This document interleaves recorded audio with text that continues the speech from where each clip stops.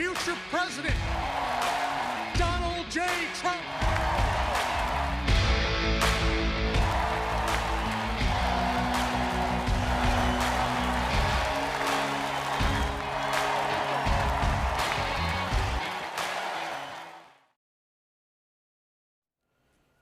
네, 뉴스업 시작하겠습니다. 미국 공화당 전당대회의 마지막 날인 오늘 트럼프 전 대통령이 마지막 연설로 대미를 장식할 예정입니다. 바이든 사퇴론으로 내홍을 겪는 민주당과 달리 트럼프로 똘똘 뭉쳐 미국 대통합을 강조할 것으로 보입니다. 공화당 전당대회가 열리고 있는 미러키로 가보겠습니다. 권준기 특파원. 네, 공화당 전당대회 현장입니다. 네, 자, 나흘간의 전당대회 마지막 날인데요. 트럼프 연설을 앞둔 현장 분위기 어떻습니까?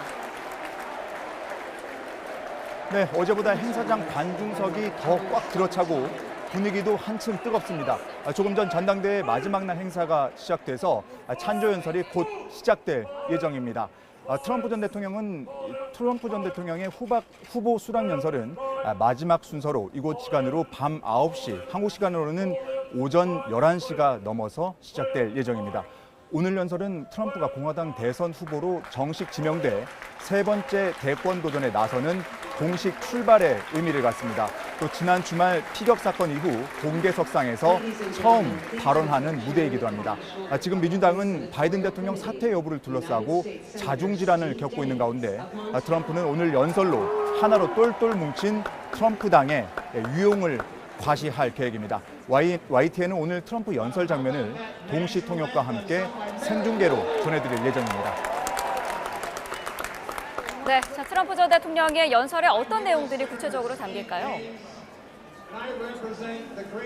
네, 전당대회장에서 나눠주는 손팻말 내용이 매일 다른데 오늘 나눠준 건 미국 우선주의를 강조한 내용입니다.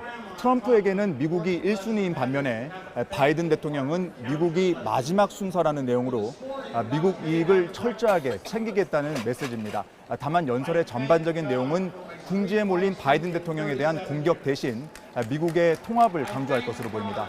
오늘 전당대회장 앞에서 만난 지지자들도 하나같이 트럼프가 통합을 내세우길 바란다고 말했습니다. 들어보시죠. They're not willing to stop using the media against us. They're not willing to stop dividing us and call us racist. So we want a unifying message, and we're willing to work with them. Unifying, bring the people together. This is an American party. It's not Republican, Democrat. We all need to come together to stand behind this president to make your life better. 어제는 이 트럼프가 제 뒤로 보이는 무대를 직접 찾아서 예행 연습을 하는 모습을 직접 볼 수 있었습니다. 당시 무대 배경은 백악관 외경이었는데 그만큼 재집권 의지를 강조하는 무대 장치로 보입니다. 오늘 트럼프가 오른쪽 귀에 붙인 거즈를 떼고 나타날 가능성도 있다, 이런 전망이 나오고 있어서 이 부분에도 시선이 쏠리고 있습니다. 네, 트럼프가 집권할 경우에 대외 정책 기조도 속속 드러나고 있다고요. 네, 1기 행정부 때의 미국 우선주의가 더 강화될 수 있다는 전망이 나오고 있습니다. 어제 부통령 후보인 JD 벤스는 동맹국의 무인 승차는 없다며 안보 분야에서 더 많은 기여를 요구했고 철저하게 미국 이익에 우선하겠다고 강조했습니다. 1기 때와 마찬가지로 북한 김정은과도 대화할 수 있다는 목소리도 나왔습니다. 트럼프의 외교 책사로 불리는 리처드 그레넬 전 독일 주재 미국 대사는 누가 정상인지는 트럼프에게 중요하지 않다며 오직 미국을 위해 외교를 한다고 말했습니다. 그러면서 과거 미국을 위협하던 김정은과 대화했던 사례를 강조해서 내세웠습니다. 또 주한미군 방위비 문제와 관련해서도 미국에서 지원을 받는 나라는 부담을 공유해야 한다는 입장에 전혀 변함이 없을 거라고 밝혔습니다. 네, 오늘 전당대회 연사들 가운데 깜짝 인사들이 포함됐다고요.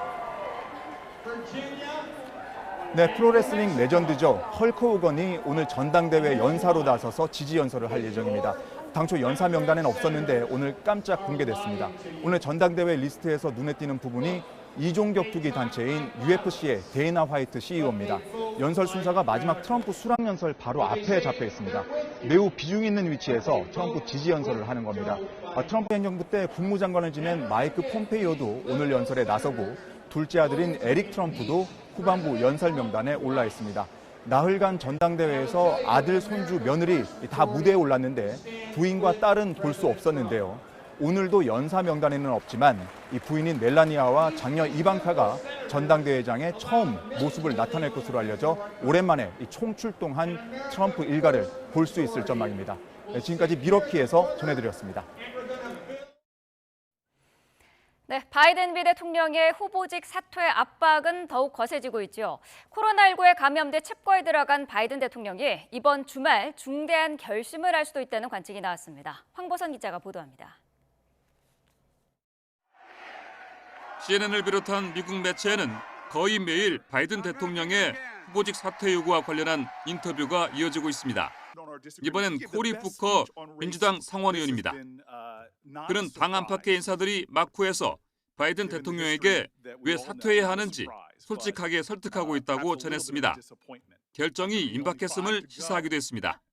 Facing a real question of what is best for the country, and I think he'll make that decision.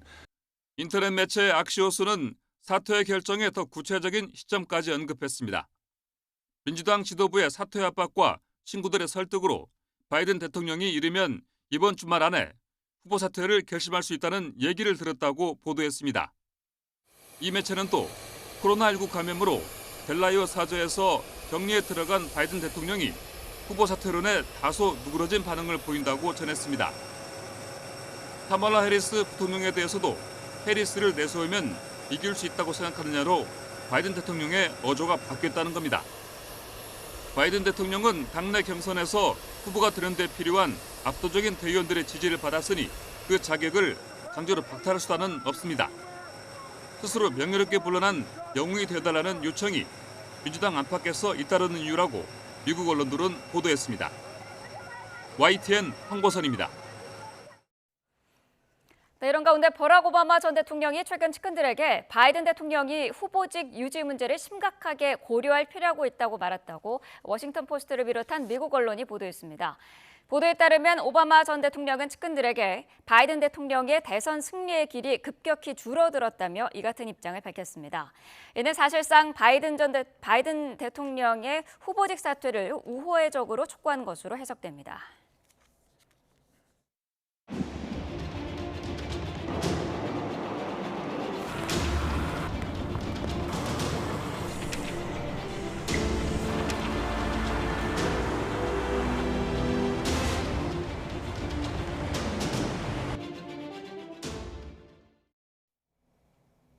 수도권에 장대비를 쏟아붓던 장마 전선이 남하하면서 전남 지역에 호우특보가 내려졌습니다. 기상청은 오늘 새벽 0시 10분을 기해 전남 강진군과 해남군, 영암군, 모안군 등 11개 지역에 호우주의보를 내렸습니다. 새벽 1시 10분에는 광주에도 호우주의보가 발효됐습니다. 이 지역에는 지금까지 5에서 20mm 정도 비가 내렸고 앞으로 최대 120mm 이상 비가 더 내릴 것으로 예보됐습니다.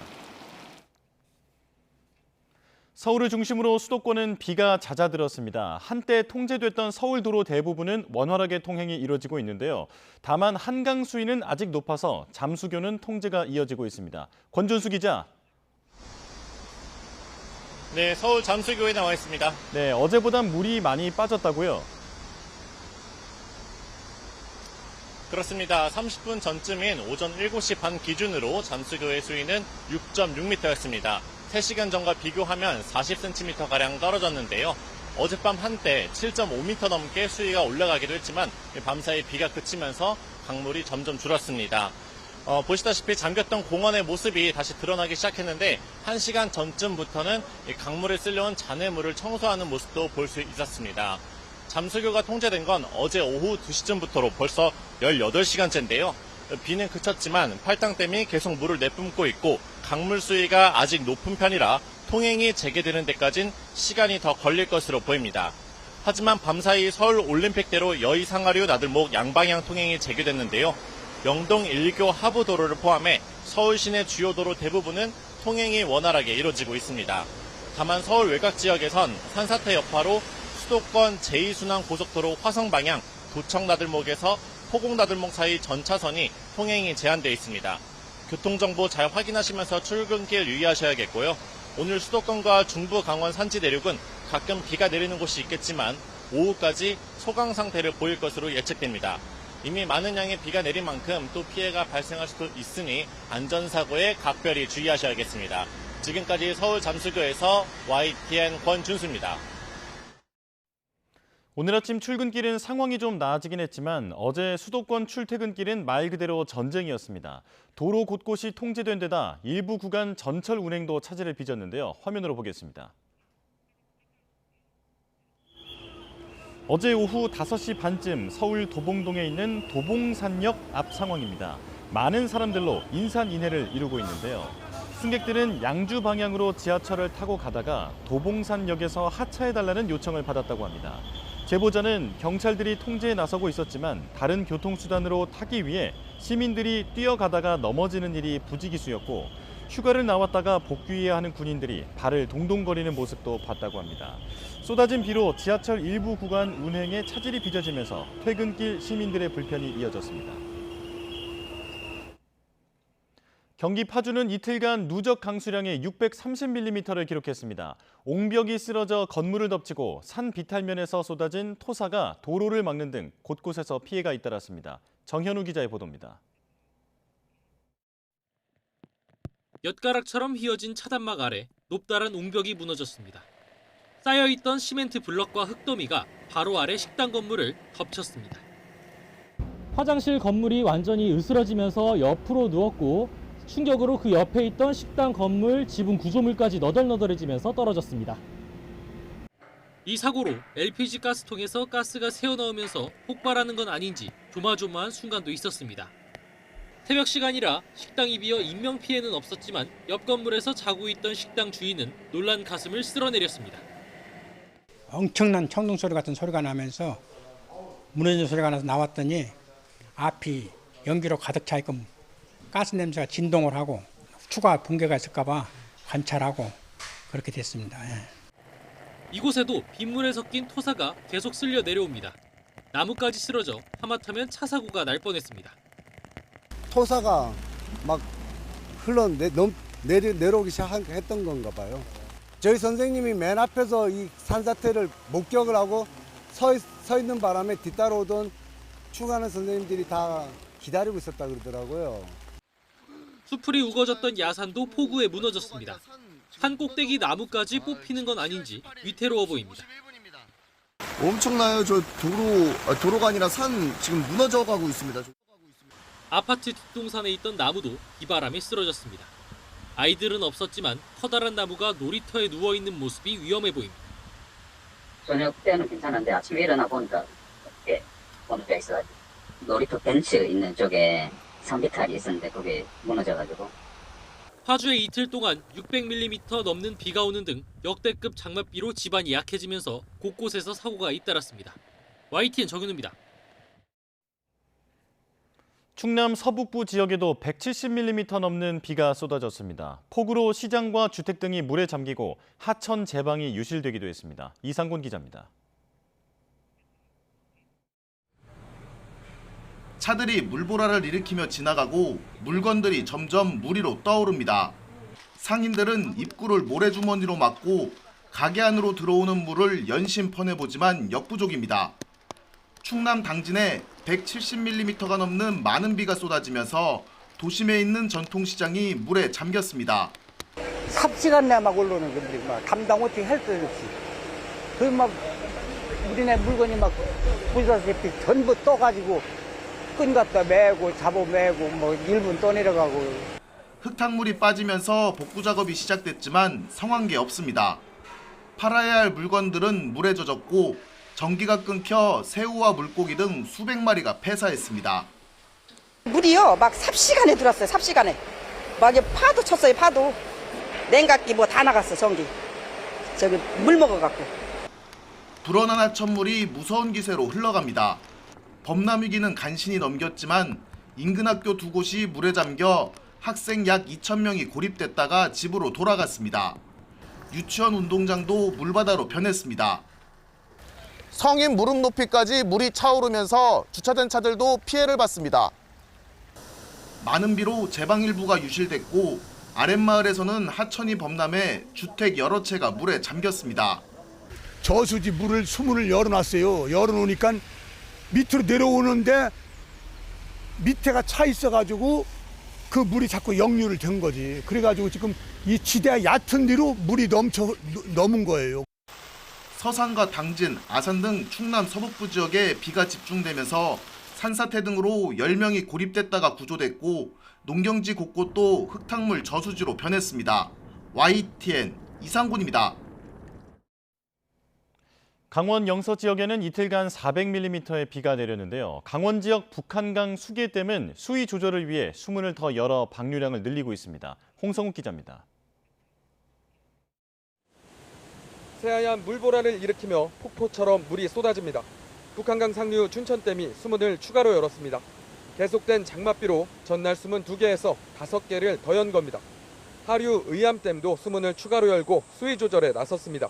강원도 철원에는 이틀간 400mm에 가까운 폭우가, 춘천과 화천, 홍천에도 200mm 안팎의 비가 내렸습니다. 폭우의 피해도 잇따랐습니다. 춘천과 철원을 잇는 국도 5호선 일부가 무너져 내렸습니다. 사고 당시 춘천에는 시간당 20mm의 강한 폭우가 쏟아졌습니다. 붕괴 당시 도로를 지나는 차량이 없어 다친 사람은 없지만 전신주 2개가 함께 쓰러졌습니다. 계속된 장맛비로 지반이 많이 악해지면서 도로 일부가 떨어져 나간 겁니다. 지금도 폭우가 줄지 않고 있어 추가 붕괴 우려가 갈수록 커지고 있습니다. 강원 영서 지역 곳곳에서 나무 쓰러짐과 낙석, 주택과 도로 침수 등 크고 작은 피해가 속출했습니다. 기상청은 작은 규모의 저기압이 반복적으로 중부지방을 통과하고 있어 20일까지 천둥과 번개를 동반한 비가 내릴 것으로 보인다며 시설물 관리와 안전사고에 각별한 주의를 당부했습니다. YTN 홍성욱입니다. 팔당댐 방류 여파로 경기 고양시 덕양구 자유로 아래 현천 육관문 통행이 전면 통제되고 있습니다. 고양시청은 안전문자를 통해 어젯밤 9시부터 해당 구간 운행을 제한한다고 밝혔습니다. 이어 파주 방향 유턴 차량은 가양대교 북단 나들목 등으로 우회해달라고 안내했습니다. 정부는 북한이 환강댐 방류량을 늘린 것으로 보인다며 접경 지역 주민의 주의를 당부했습니다. 환경부는 접경 지역 위성 영상을 분석한 결과 환강댐 방류량이 상당히 증가한 것으로 추정된다고 밝혔습니다. 또 방류한 물이 내려와 임진강 하류 수위가 높아질 것에 대비해 필승교 수위 등을 지속적으로 감시하고 있다고 설명했습니다. 네, 전국 각지에서 연일 폭우가 쏟아지면서 피해가 잇따르고 있습니다. 중앙재난안전대책본부는 어제 오후 6시 기준 산사태 우려 등으로 11개 시도에서 1,157명이 대피했고 이 가운데 366명이 아직 귀가하지 못했다고 밝혔습니다. 또 주택이나 차량 침수, 공사장 토사 유출 등 사유시설 피해가 476건이 접수됐고 도로 유실이나 토사 유출 등 공공시설 피해도 360건 발생한 것으로 파악됐습니다. 네, 일단 중부권의 비는 소강 상태지만 땅이 물을 많이 머금은 상태여서 산사태를 비롯한 추가 피해는 대비가 필요합니다. 제보 화면 함께 보도록 하겠습니다. 네, 어제 오후 3시쯤 경기 포천시 내촌면 음현리입니다. 자, 큰 나무 한 그루가 흙더미와 함께 맥없이 무너져 내리는 모습인데요. 제보자는 CCTV로 산사태 순간을 포착했습니다. 자, 이 일로 근처 공장의 진출입로가 막히기도 했다고 제보자는 설명했습니다. 다음 화면도 보시죠. 자, 어제 저녁 7시 반쯤 강원 원주시 신림면의 야산에서 폭우로 토사와 돌이 쏟아지는 사고가 났습니다. 다행히 다친 사람은 없었는데요. 이렇게 보시는 것처럼 흙과 나무 등이 인근 도로로 쓸려 내려오면서 그 일대가 통제된 상태입니다. 자, 전해드린 대로 곳곳에 비 피해가 잇따르고 있습니다. 백승주 열린사이버대 소방방지학과 교수와 함께 자세한 이야기 나눠보겠습니다. 교수님 나와 계시죠? 네, 나와 있습니다. 네. 자, 연일 쏟아진 폭우에 도심 곳곳이 물에 잠겼습니다. 도로가 흙탕물에 잠기는 경우도 많았는데요. YTN 제보 화면을 함께 보면서 말씀 나누도록 하겠습니다. 자, 지금 보시면 도로가 아예 물에 잠겨 있습니다. 차선조차도 지금 보이지 않고요. 바퀴가 절반 이상 물에 잠긴 채 차량들이 이렇게 서행 운전을 하고 있습니다. 자, 교수님, 저 정도 물에 잠겼을 때 차량이 이동하는 건 괜찮다고 보십니까? 지금 현재로만 봐도 상당히 위험한 상태를 보여줍니다. 네. 지금 제보 영상의 화면으로 보면은 야외 농지, 외곽 지역의 도로를 보이는데요. 저런 도로는 도로변에 농수로를 두고 있고, 그 때문에 흙탕물 때문에 지금 도로변에 뭐가 있는지 상태가 안 보이잖아요. 네. 지금 저런 상황이 되면은 농수로나 이런 쪽으로 빠져서 차가 전복돼서 사망되는 사례도 올해도 있었고 꾸준히 있습니다. 아하. 더군다나 수위가 저렇게 높아지는 상황이면은 저 지대 전역이 지금 배수 기능을 상실했다는 반증이 되는 거고, 네. 저 수위보다 앞으로 낮아진다는 보장이 없는 거예요. 더 흘러들게 되면 더 높아지는 상황이 되고요. 지금 차량으로 봐도 승용차 같은 경우는 지금 차 아랫부분, 차 바퀴가 절반 이상이 잠기가 되는데요. 네. 지금 화면 보시면 그 상태가 되면 차 바퀴가 절반 이상 잠기게 되면 잠시 후에 차는 배처럼 뜨게 됩니다. 철판 구조로 되어 있기 때문에. 아하. 그렇게 되면 차량이 마운드로 이동할 수 없는 상황이 돼서 네. 저런 상황이 되면은 내가 가려는 목적지로 이동하려는 게 목적이 아니고요. 네. 일시적으로 차량이 움직이는 동안에는 천천히 물보라가 일어나지 않도록 시동이 꺼질 수가 있습니다. 안전한 곳으로 이동하고 시동이 꺼진다면 그 즉시 창문을 열고 문을 열고 대피하셔가지고 안전한 곳으로 이동하시는 게 먼저입니다. 네. 도로가 저렇게 물에 잠길 정도로 주변에 뭐 물이 범람하는 만한 요인이 주로 어떤 것들이 있을까요?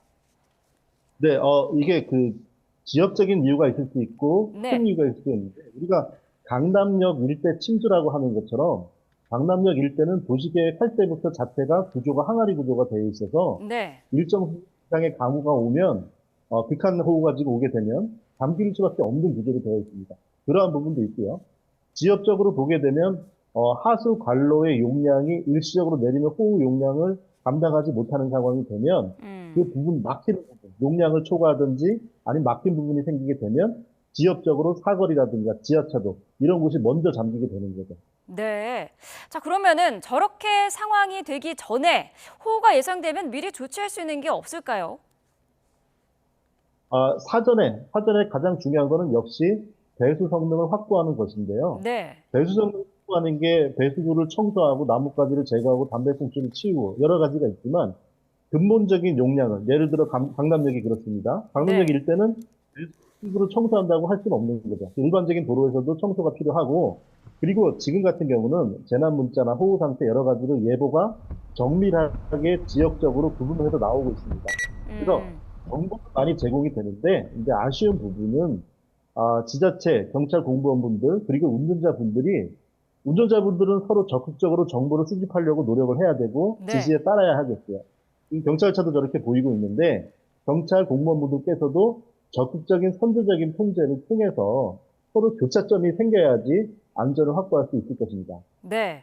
자, 그런가 하면은 침수 우려로 통행이 통제된 지하차도가 있었는데 여기에서 경찰이 만류했음에도 불구하고 이를 뿌리치고 차를 몰고 들어갔던 운전자가 구조되기도 했거든요. 이거 어떻습니까? 자칫 뭐 여러 사람이 다칠 수도 있는 그런 상황 아니었습니까? 그렇죠. 매우 위험한 상황이죠. 네. 운전자가 더군다나 지자체와 경찰 공무원의 지시까지 불응을 한다면 더 이상 어떻게 방법을 강구하겠습니까? 우리 안전인식에 대한 제고가 필요하게 되고요. 네. 해당 운전자께서 다행히 구조되신 부분은 또 다행이 되겠고요.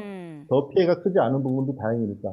위험한 상황은 그렇게 돌발적인 행동을 개인이 하게 되면 구조와 통제를 위해서 나가 있던 공권력 인력이 그분한테 쏠리게 되잖아요. 네. 그럼 그렇게 되면서 이게 댐이 무너지듯이 신호 체계가 무너지면서 다들 통제를 잃게 되거든요. 그래서 우리가 적극적으로 신호와 지시 상황을 따르는 게 중요합니다. 네. 자, 많은 비로 저희가 뭐 운전 대신에 대중교통 이용하는 게 더 안전하다라는 얘기를 계속 해드리고 있는데 어제는 사실 지하철과 버스도 정상 운행이 불가능했습니다. 자, 관련된 화면을 조금 보여주시죠. 자, 여기가 지금 서울 지하철 도봉산역 앞입니다. 어제 저녁의 상황인데 지하철 이용이 힘들어지자 이제 승객들이 역 밖으로 몰려 있는 상황이거든요.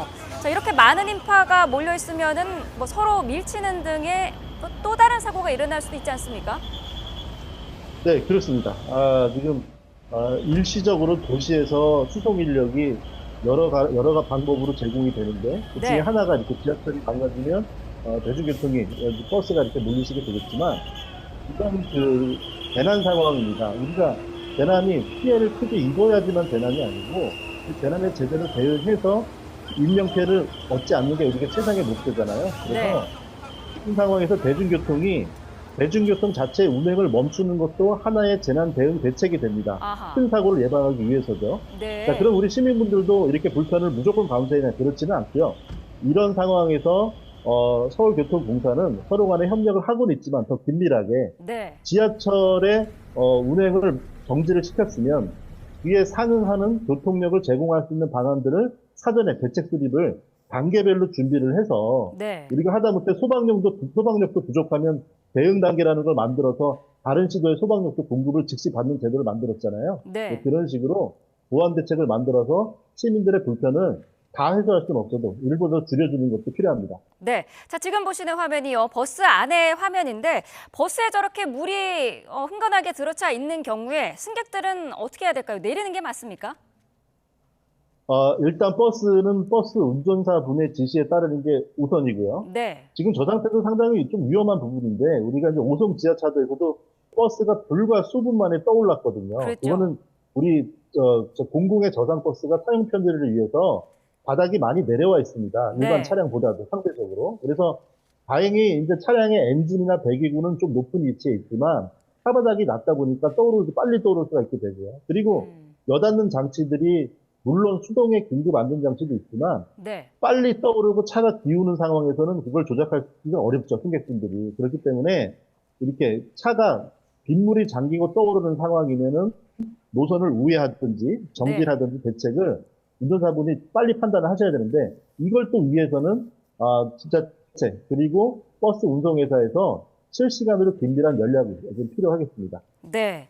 자, 지하 주차장뿐만 아니라 실외에 있는 주차장도 이번 비에 물에 잠기기도 했습니다. 지금 화면을 보고 계신데 차를 옮겨야 하는 순간 마지 노선이라고 해야 될까요? 어디까지라고 보면 될까요?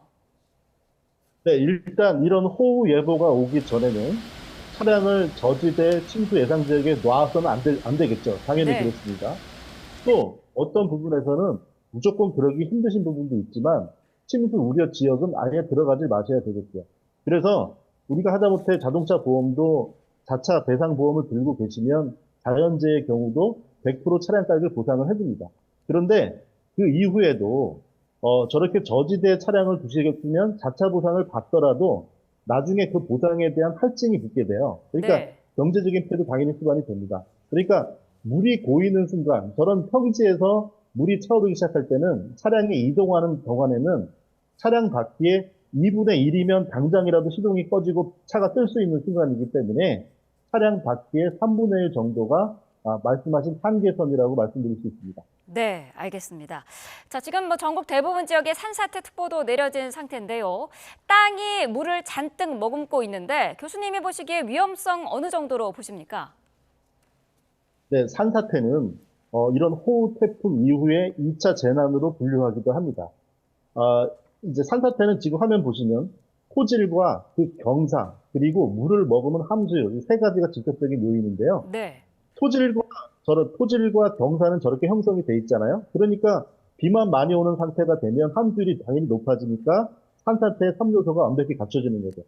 저 함수율은 시간이 지나면 물이 빠지면 점점 마르게 되겠지만 중요한 거는 배수 성능입니다.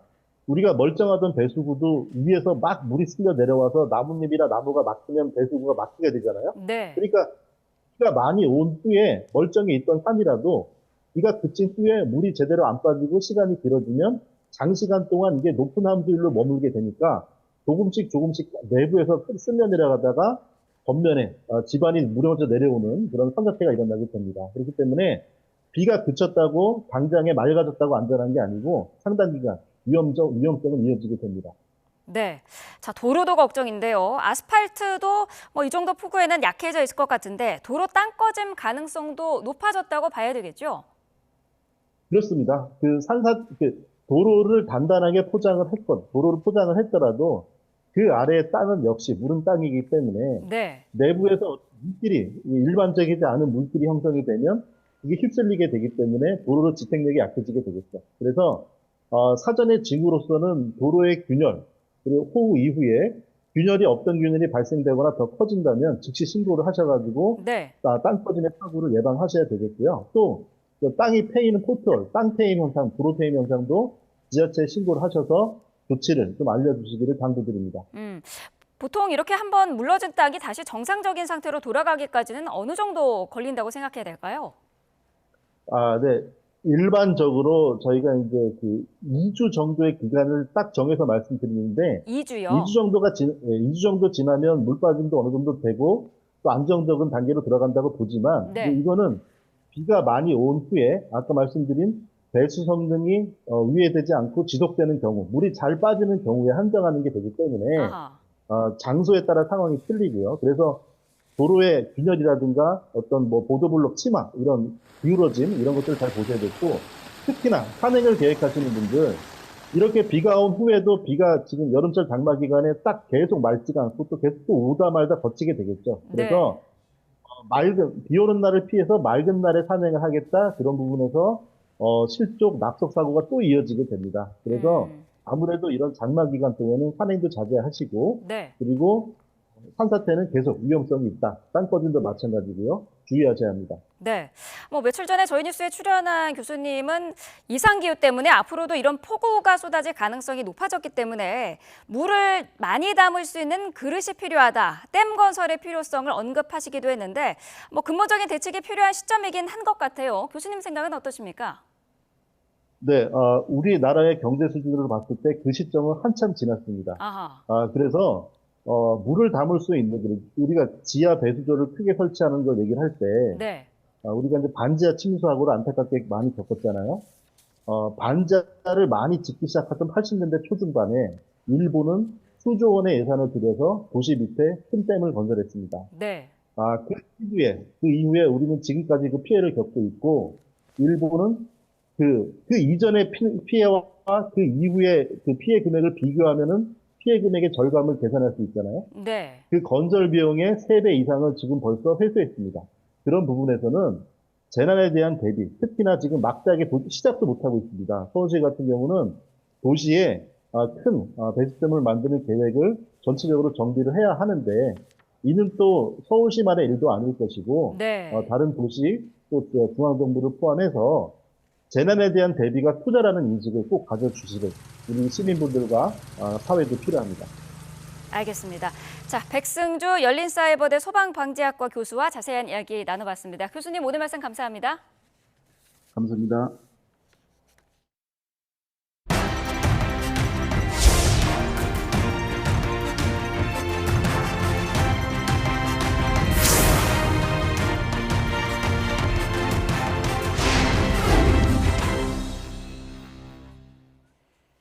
네, 7월 19일 뉴스업 주요 일정 정리합니다. 국회 법제사법위원회는 최상병 손직 사건 수사 외압 의혹을 주제로 윤석열 대통령 탄핵 청원 1차 청문회를 엽니다. 청문회 증인으로는 이종섭 전 국방부 장관과 임성근 전 해병대 사단장, 김계환 해병대 사령관 등이 채택됐습니다.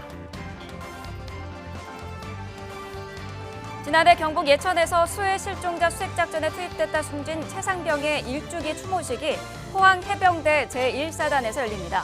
추모식에는 해병대 사령관과 유가족, 1사단 관계자 등이 참석하며 비공개로 진행될 예정입니다. 이재명 전 더불어민주당 대표의 대장동 개발 비리 의혹 재판은 오늘 오전에 열립니다. 앞서 이 전 대표는 수원지법의 불법 대북 송금 의혹과 이 사건을 병합해달라고 요청했지만 대법원이 이를 기각했습니다. 마약 상습 투약 혐의 등으로 재판에 넘겨진 국가대표 출신 전 야구 선수 오재원 씨의 재판이 열립니다. 오 씨는 마약 투약 혐의를 인정하면서도 범행 사실을 알리려는 지인을 협박한 일은 없다고 주장하고 있습니다. 뉴스업 주요 일정이었습니다. 국민의힘 한동훈 당대표 후보가 나경원 후보의 이른바 패스트트랙 공소 취소 요청 사실을 공개한 지 하루 만에 사과했지만 여지는 계속되고 있습니다. 5번째 방송 토론회가 진행됐는데 한 후보를 과연 믿을 수 있겠는지, 오히려 당시 당 대처가 부족했던 건 아니었는지 공방이 오갔습니다. 강민경 기자가 정리했습니다. 나경원 원희룡 후보는 한동훈 후보에게는 정치적 동지의식이 없다며 맹폭을 퍼부었습니다. 한 후보가 법무부 장관 시절 패스트트랙 사건 공소 취소 부탁을 나 후보로부터 받았다는 걸 폭로한 건 정무적 감각도 애당심도 없기에 가능했다는 겁니다. 우리 한동훈 후보가 우리라는 생각이 과연 있는 것인가? 당에 대한 애정이 없고요. 아직도 지금 검사에서 벗어나지 못하시는구나. 윤상현 후보가 신뢰관계도 중요하지만 당시 정부 강요였던 한 후보의 입장도 이해한다며 중재를 시도했지만 당시 한동훈 장관도 보면은 저희 다하고 어떤 동지의식이 있는 그런 관계는 아니었다고 보고요. 법적으로 판단했을 것 같습니다.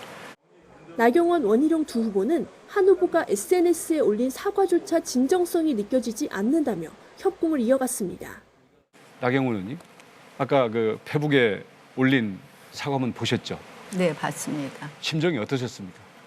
당대표는커녕 당원으로서의 자격이 있을까 하는 그런 생각이었습니다. 한 후보는 거듭 신중하지 못했던 발언임을 인정했지만 당 지원이 부족했던 것은 아니냐며 당시 원내대표였던 나 후보의 반격을 시도했습니다. 그 기소를 한 검찰총장이 대통령님인 건 알고 계시죠?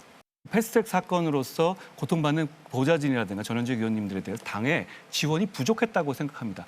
당이 제대로 법률적인 지원을 안 해주고 있고요. 한 후보를 겨냥한 신뢰성을 고리로 한 집중 공세는 윤석열 대통령과의 관계 문제로 이어질 수밖에 없었습니다. 대통령하고 현재 신뢰가 어느 정도라고 전혀 이상이 없다고 보십니까? 대통령님과 저는 굉장히 오래된 사이고 신뢰할 수 있고 신뢰하는 사이입니다. 나중에 불리해지면 그 캐비넷 파일에서 꺼내서 또 약점 공격의 재료로 쓸 겁니까? 저하고 통화한 거를 줄줄줄줄 읊으셨죠, 원 후보님. 당권 주자들은 이제 한 차례 토론만 남겨두고 있습니다. 국민의힘은 오늘부터 당원들을 대상으로 모바일 투표를 진행합니다. YTN 강민경입니다. 국민의힘 당대표와 최고위원 등 새 지도부를 선출하는 당원 선거인단 모바일 투표는 내일까지 이틀 동안 진행됩니다. 모바일 투표에 참여하지 않은 당원을 대상으로는 모레부터 이틀간 ARS 투표가 시행되고 전체 20% 비중을 차지하는 일반 국민 여론조사도 같은 시기에 이뤄집니다. 나경원, 원희룡, 윤상현, 한동훈 당대표 후보는 오후에 마지막 TV토론회에서 패스트트랙 공소 취소 요청 폭로 논란과 각종 특검법 등을 둘러싸고 공방을 벌일 것으로 예상됩니다. 국회 법제사법위원회는 최상병 순직 사건 수사 외압 의혹을 주제로 윤석열 대통령 탄핵 청원 1차 청문회를 엽니다. 청문회 증인으로는 이종섭 전 국방부 장관과 임성근 전 해병대 사단장, 김계환 해병대 사령관 등이 채택됐습니다. 민주당은 대통령실 외압 의혹과 임 전 사단장 구명 로비 의혹 등을 중심으로 공세를 펼칠 것으로 보입니다. 국민의힘은 청문회 자체가 탄핵 절차를 우회하는 위헌, 위법적인 청문회라고 반발하고 있지만 야당 공세를 방어하기 위해 참여를 고민하고 있습니다. 지난해 수해 구조 활동을 하다가 순직한 해병대 최상병 1주기를 앞두고 여야의 발길은 각각 공수처와 분향소로 엇갈렸습니다. 순직 1주기에 맞춰 야당이 추진하는 윤석열 대통령 탄핵 청원 청문회에서도 여야가 거세게 맞붙을 것으로 보입니다. 손효정 기자입니다. 최상병 순직 1주기를 앞두고 국민의힘 지도부는 수사 외압 의혹을 들여다보고 있는 공수처를 찾았습니다. 야당이 주장하는 특검은 정쟁용이라며 신속한 수사를 촉구했습니다. 반면 민주당 차기 당대표 후보들은 잇따라 추모 분향소를 방문했습니다. 1주기를 맞아 대국민 여론전에 나선 건데 진상규명을 위해 특검을 반드시 관철하겠다고 강조했습니다. 윤석열 대통령 거부권 행사로 다시 국회로 돌아온 최상병 특검법의 재표결 시점은 본회의가 열릴 것으로 전망되는 25일이 유력합니다. 민주당은 본회의가 열린다면 곧바로 재표결을 추진하겠다는 입장이지만 재의결 요건인 200표를 넘기 위해 8석 여권 이탈표를 확보할 수 있을진 미지수입니다. 국회 법제사법위원회에서 열릴 윤석열 대통령 탄핵 청원 청문회도 최상병 특검 공방 전초전이 될 전망입니다. 민주당은 이종섭 전 국방부 장관 등을 증인으로 채택한 가운데 새롭게 드러난 의혹을 집중 추궁할 거라고 예고했습니다. 140만 명이 넘는 국민께서 탄핵 청원에 동의하셨습니다. 탄핵 청원 청문회는 명백히 국회의 권한이고 국회법 절차에 따라 적법하게 진행하는 청문회입니다. 국민의힘은 탄핵 절차를 우회한 위헌, 위법적 청문회라며 반발하고 있지만 야당의 일방적 공세를 방어하기 위해 청문회 참여를 고민하고 있습니다. 민주당 주도의 청문회는 같은 편의 사람들은 말 맞추게 하고 다른 편의 사람들은 조롱하고 겁박하는 마녀 사냥의 장이 될 것이 불보듯 뻔합니다. 최상병 순직 사건을 둘러싼 여야의 대치는 일주기 추모제와 탄핵 청문회가 예정된 오늘 정점에 달할 전망입니다. YTN 손효정입니다. 이른바 구명로비 의혹을 비롯해 최상병 사건 외압 수사를 둘러싼 여러 의혹은 1년 전부터 최근까지 꾸준히 확산해왔습니다. 하지만 공수처는 최근 몇 달간 주요 피의자 소환도 하지 못하는 등 좀처럼 수사에 속도를 내지 못하고 있습니다. 김태원 기자입니다. 최상병 사건과 관련해 공수처가 들여다보고 있는 사안은 여러 갈래로 나뉘고 있습니다.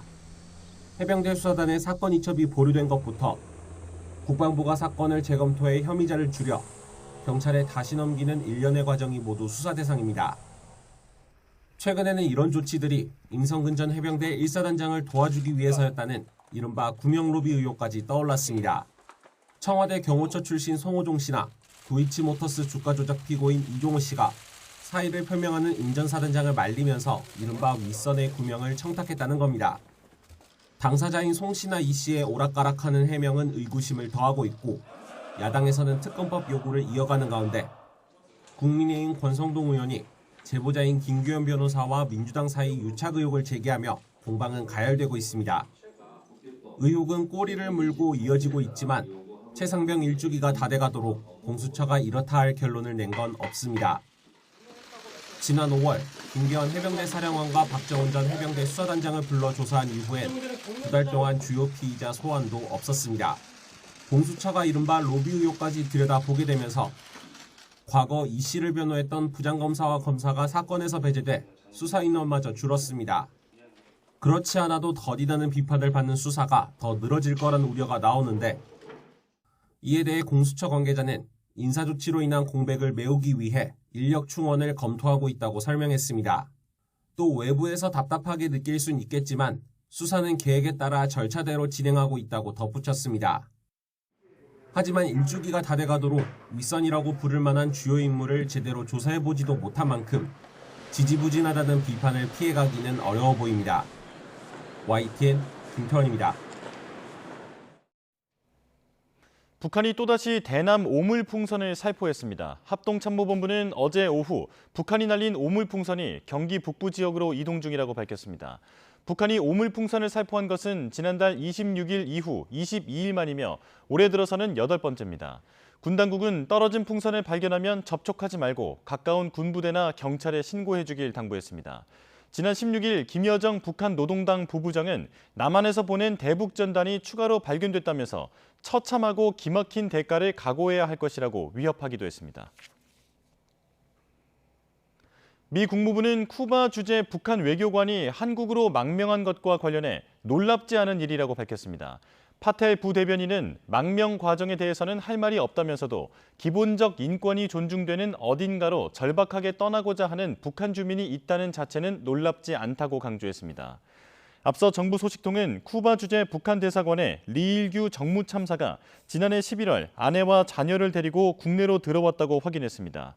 리 참사는 쿠바에서 2차례 근무한 북한 외무성의 대표적 남미통입니다.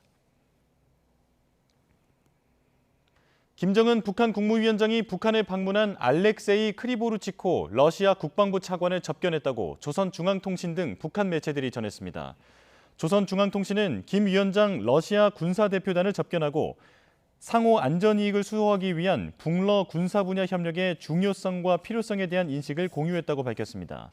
지난달 푸틴 대통령 방북 이후 러시아 군사 분야 고위 관계자가 북한을 방문한 것은 처음입니다. 국민은행 건강보험금 46억 원을 횡령한 뒤 해외로 도주한 건강보험공단 팀장이 1심에서 징역 15년을 선고받았습니다. 회수한 7억 원을 빼고는 모두 탕진했다며 변제를 거부해 검찰은 앞서 징역 25년을 구형했었는데요. 선고된 형량은 훨씬 줄고 39억 원을 환수할 방법도 사실상 사라졌습니다. 지환 기자가 보도합니다. 의료보험비 46억 원을 빼돌린 뒤 도주했던 국민건강보험공단 최모 전 재정관리실 팀장. 도주 이후 인터폴에 적색 수배됐고 범행 1년 4개월 만에 필리핀에서 붙잡혔습니다. 66억 횡령범 인정하십니까? 인정합니다. 현지 생활은 어떠셨나요? 회사의 진심으로 줘서 국민께 죄송합니다. 정말 죄송합니다. 횡령 수법은 간단했습니다. 윗선 결제 없이 자기 계좌로 보험료가 입금되도록 공단 내부 전산망 계좌 정보를 조작했습니다. 빼돌린 돈은 가상화폐로 환전해 숨겼습니다. 뒤늦게 계좌를 동결하고 예금 채권 압류에 나섰지만 7억 원 정도만 회수한 상황. 최 씨는 남은 돈은 가상화폐나 금융 파생 상품 투자로 전부 탕진했다고 주장했습니다. 사실상 변제를 거부한 건데 검찰은 징역 25년과 39억 원 추징을 재판부 요청했습니다. 이에 대해 1심 법원은 최 씨에게 징역 15년을 선고했습니다. 별도의 추징도 명령하지 않았습니다. 횡령 혐의는 유죄로 인정했지만 도주기간 가족들한테 생활비를 받는 등 투자 실패로 대부분을 탕진한 만큼 범죄 수익 은닉 혐의는 증거 부족에 따른 무죄로 판단한 겁니다. 재판부는 범행을 모두 인정한 점은 피고에게 유리한 점이라면서 계획적 횡령으로 죄질과 범행 수법이 매우 나쁘고 범행 후 정황도 좋지 않다고 양형 이유를 설명했습니다. 결국 수사와 이번 재판을 통해 공단 내부 직원이 횡령한 국민건강보험료 상당액은 사실상 환수 방법이 사라진 상황. 범행 이후 필리핀으로 도주했던 최 씨로부터 가상화폐 등을 받은 조모 씨 역시 현재 범인 도피 혐의로 기소돼 같은 법정에서 재판받고 있습니다. YTN 지환입니다. 경북 봉화 경로당 농약 사건과 관련해 주민 1명이 앞서 쓰러진 4명과 비슷한 증상을 보이며 추가로 병원에 옮겨졌습니다. 80대 여성인 이 주민은 호흡 마비 등 다른 피해자들과 비슷한 증상을 보였지만 농약 성분 검출 여부는 아직 확인되지 않았습니다.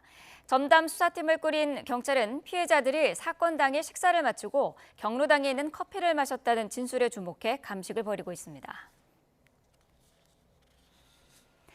동성 커플에게도 건강보험 피부양자 자격을 인정해야 한다는 대법원 판단이 나왔습니다. 동성 커플의 법적 권리를 일부나마 인정한 첫 판결입니다. 김다현 기자입니다. 지난 2019년 동거 생활 끝에 동성 연인인 김용민 씨와 결혼식을 올린 소성욱 씨. 이듬해 2월 김 씨의 건강보험 피부양자로 등록했지만 조건에 부합하지 않는다며 보험료를 내라는 통보를 받았습니다. 이에 대해 소 씨는 실질적 혼인 관계인데도 동성이라는 이유로 자격을 박탈하는 건 제도 목적에 어긋난다며 행정소송을 제기했습니다. 1심은 소 씨의 청구를 기각했지만 항소심은 두 사람이 사실혼 부부와 본질적으로 다르지 않다며 원고 승소로 판결을 뒤집었습니다. 그리고 이 판결은 대법원에서 그대로 확정됐습니다. 대법원은 사실혼 부부와 달리 동성 커플에게만 피부양자 자격을 인정하지 않는 것은 성적 지향을 이유로 본질적으로 같은 집단을 차별하는 행위라고 봤습니다. 또 제도의 본질을 고려하면 동성 커플을 사실혼 부부와 다르게 취급할 이유가 없다며 피부양자 자격을 인정하지 않는 건 인간의 존엄과 가치, 행복 추구권 등을 침해한 것이라고 판단했습니다. 선고 직후 소 씨는 환영의 뜻을 밝혔습니다. 먼저 오늘의 이 기쁜 소식은 비단 저희 부부뿐 아니라 다른 우리 사이에 함께 살고 있는 더 많은 성소수자들 그리고 평등을 바라는 시민들이 함께 기뻐하고 같이 웃을 수 있는 소식이라고 생각합니다. 이번 판결은 민법상 인정되지 않는 동성 커플의 법적 권리를 처음으로 인정했다는 평가를 받습니다. 최고법원의 판단이 동성 커플의 추가 권리 확대와 동성혼 합법화 논의 확산 등으로 이어질지 주목됩니다. YTN 김다현입니다. 네, 피치 못할 사정으로 아이를 키우기 어려운 임산부가 가명으로 출산할 수 있는 보호출산제가 오늘부터 시작됩니다. 출생통보제와 함께 신생아 유기를 막기 위한 제도인데 오히려 쉽게 양육을 포기하게 만들 것이라는 우려도 계속되고 있습니다. 김주영 기자가 보도합니다. 지난해 5월 30대 여성의 집 냉장고에서 여자아이와 남자아이의 시신이 발견돼 충격을 줬습니다. 이 여성은 경제적 이유로 출산한 지 하루 만에 아이들을 살해했던 것으로 조사됐습니다. 아이들 왜 살해하셨습니까? 이후 감사원이 실태조사에 나서 출생신고가 안 된 이른바 유령아동 살해 2천여 건을 찾아냈습니다. 정부는 대책 마련에 나섰고 1년여 만에 출생통보제와 보호출산제가 도입됐습니다. 출생통보제에 따라 의료기관은 태어난 아이의 출생 연월일 시 생모의 성명 등 기본 정보를 건강보험 심사평가원에 통보해야 하고 이는 다시 각 지자체로 통보됩니다. 보호출산제는 경제적 이유 등으로 아이를 키우기 어려운 상황에 놓인 임산부들이 가명으로 산전검진부터 출산까지 가능하도록 규정하고 있습니다. 의료기관이 아닌 곳에서 태어나는 영아까지 보호하겠다는 취지입니다. 출생통보제와 위기 임신 지원 및 보호출산제를 통해 소중하게 태어난 아동의 생명을 우리 사회가 더욱 안전하게 지켜낼 수 있도록 하겠습니다. 임산부가 보호출산제를 이용하기 위해서는 반드시 관련 상담을 받아야 하고 정부도 맞춤형 상담을 제공할 예정입니다. 정부는 두 제도의 시행으로 유령 아동은 대부분 사라질 것으로 기대하고 있습니다. 하지만 보호출산제가 장애 아동이나 미숙아를 합법적으로 유기할 수 있는 통로로 이용될 것이란 우려가 큽니다. 자녀를 원하지 않을 경우에는 그 아동을 키우지 않아도 된다. 그리고 관계를 단절해도 된다라는 그런 메시지를 주게 될 것이 좀 우려가 되죠. 부모를 익명으로 하는 거는 정말로 좀 신중하게 고려해야 될 문제라고 생각하죠. 전문가들은 위기의 임산부들이 아이를 직접 키울 수 있도록 환경을 만들어주려는 노력이 시급하다고 강조했습니다. YTN 김주영입니다. 지난 3월 게임사의 아이템 확률 조작으로 피해를 봤다는 게이머들이 한국소비자원에 집단 분쟁 조정을 신청했습니다.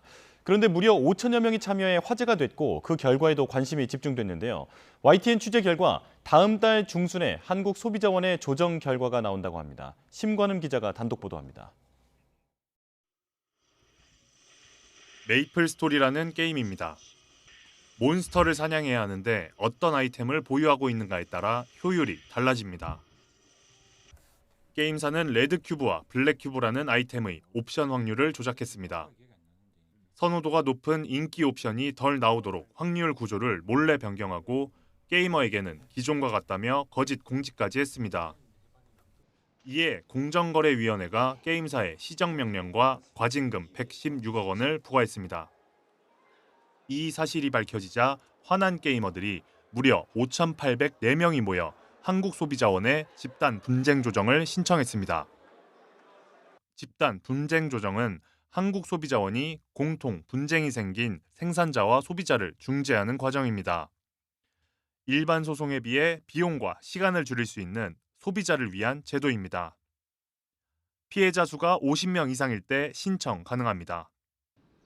게임계의 관심이 집중된 이 조정의 결과가 다음 달 중순에 나올 예정입니다. 8월 중순으로 잡혀 있고요. 저희가 최대 지금 8월 20일까지 처리 기한이라서 어차피 8월 중순 정도는 결론이 날 것 같습니다. 넥슨이 결정을 받아들이지 않으면 소비자원은 소송 대리 변호사를 통해 집단 소송을 지원할 계획입니다. 이번 조정 결과가 중요한 이유는 별개로 진행 중인 공동 소송에도 영향을 미치기 때문입니다. 무려 700여 명의 이용자들이 소송을 제기했습니다. 재판에 미치는 영향이 매우 크다고 생각해서 주시하고 있는 상태입니다. 분쟁 조정 성립의 조건으로 전체 소비자에 대한 피해 배상을 예정하고 있기 때문에 넥슨으로서는 이러한 조건을 수용하기가 굉장히 부담스러울 것이다. 한국 게임계 역사상 가장 큰 소송에서 다음 달에 나올 소비자원 조정 결과가 결정적인 영향을 미칠 것으로 보입니다. YTN 신관우입니다. 16년 만에 붙잡힌 시흥 슈퍼살인 용의자가 범행 일체를 자백했습니다. 돈 때문에 우발적으로 저질렀다고 진술했지만 경찰은 계획 범죄에 무게를 두고 수사하고 있습니다. 표정우 기자가 보도합니다. 검은색 모자를 푹 눌러쓴 채 경찰에 연행되는 40대 남성. 16년 만에 붙잡힌 시흥 슈퍼살인 사건의 피의자 A씨입니다. 체포 후에도 줄곧 범행을 부인하던 A씨는 사흘 만에 자신이 저질렀다고 자백했습니다. 범행을 처음 결심한 건 사건 발생 이틀 전이라고 주장했습니다. 담배를 사러 갔다가 잠든 피해자를 보고 금고 안에 있는 현금을 훔쳐도 되겠다는 결심을 했다는 겁니다. 돈이 없어가지고 그걸 훔치러 들어가려고 했다가 그 피의자 진술로는 업주가 저항을 해서 흉기를 찔렀다고. 사건 당일 A씨는 저항하는 피해자에게 흉기를 휘둘러 숨지게 한 뒤 현금을 빼앗아 달아났습니다. 도주 과정에서 피가 묻은 옷을 갈아입고 차를 몰아 자신의 본가인 경남 마산에 숨어 지낸 것으로 드러났습니다. 사건 초기 이렇다 할 단서를 잡지 못한 채 수사가 점점 미궁으로 빠지면서 무려 16년 동안이나 숨어 지내온 A씨. 하지만 결국 수배전단을 본 한 시민의 결정적 제보로 덜미가 잡혔습니다. 운전면허증 사진하고 지금 피의자 사진하고 그때 92점 이상 퍼센트가 나와가지고 피해자가 이제 계속 기가 좀 꺾이는 것을 알고 계속 수차례 좀 설득을 했습니다. 그래가지고 본인이 신경의 변화를 느끼고. 경찰 조사에서 A씨는 혹시 모를 상황에 대비해 흉기를 가져간 거라고 주장했습니다. 애초 살인할 의도는 없었다며 우발적 범행을 강조한 것으로 보입니다. 하지만 경찰은 A씨가 자신의 차에서 흉기를 챙기고 마스크와 장갑까지 준비한 점으로 보아 계획 범죄의 무게를 두고 수사하고 있습니다. YTN 표정우입니다. 신용카드 결제를 이용한 이른바 카드깡 조직을 만들어 55억 원 넘게 챙긴 일당이 적발됐습니다.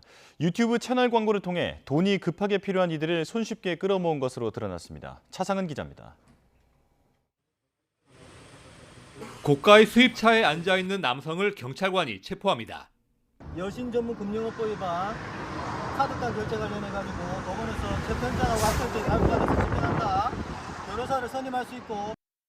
붙잡힌 남성은 20대 A씨. 급전이 필요한 사람을 상대로 물품 판매를 가장한 이른바 카드깡 조직을 운영해 오다가 적발됐습니다. 골프채나 건강식품 등을 판매한 것처럼 신용카드 결제 기록을 만들고는 결제 금액의 일부를 이용자에게 현금으로 주는 방식이었습니다. 급전이 필요한 사람들은 신용 등급이 낮기 때문에 국내 금융기관의 대출이 어렵다는 약점을 이용하였고 실물 신용카드와 신분증만 있으면 어렵지 않게 현금을 마련할 수 있다는 점을 이용하였습니다. 이런 수법으로 최근 3년 동안 벌어들인 돈은 확인된 것만 55억 원이 넘습니다. A씨 일당은 유튜브 채널을 이용해 이용자를 손쉽게 끌어모은 것으로 드러났습니다. 구독자가 70만 명이 넘는 채널에 광고를 띄우기도 했는데 유튜브를 이용한 광고비로만 한 달에 1억 원 넘게 쓴 거로 파악됐습니다.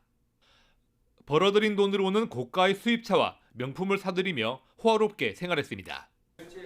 총책 A씨를 구속하고 차량과 전세금 등 55억 원 상당을 추징 보전한 경찰은 신용카드 허위 결제에 가담한 유령 가맹점을 쫓고 있습니다.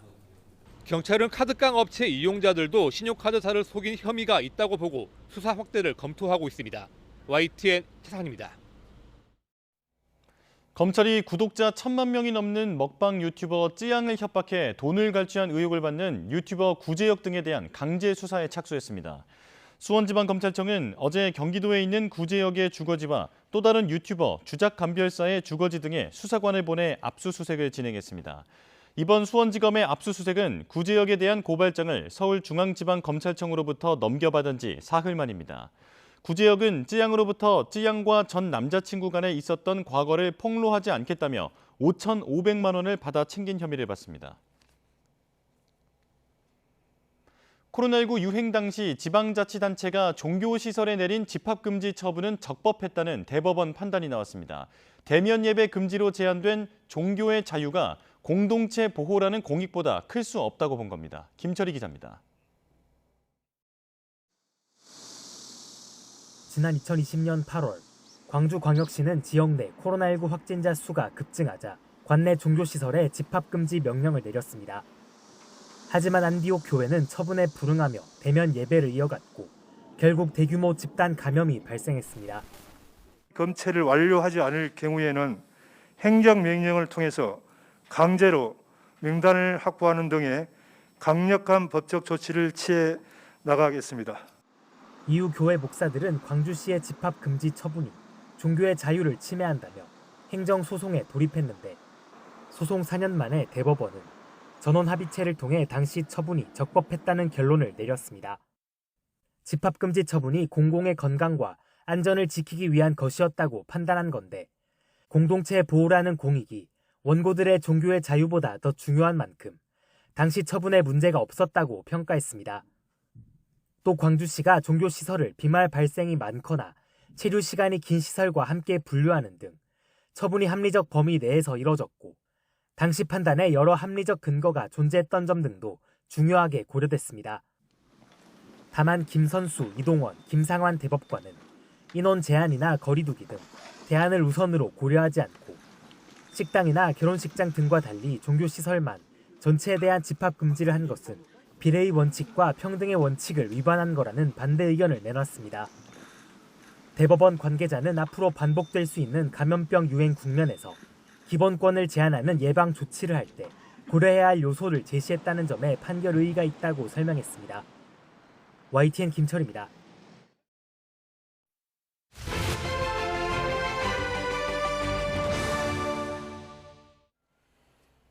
네, 충남 당진에는 어제 하루에만 170mm가 넘는 집중호우가 쏟아지면서 전통시장이 물에 잠기는 등 피해가 발생했습니다.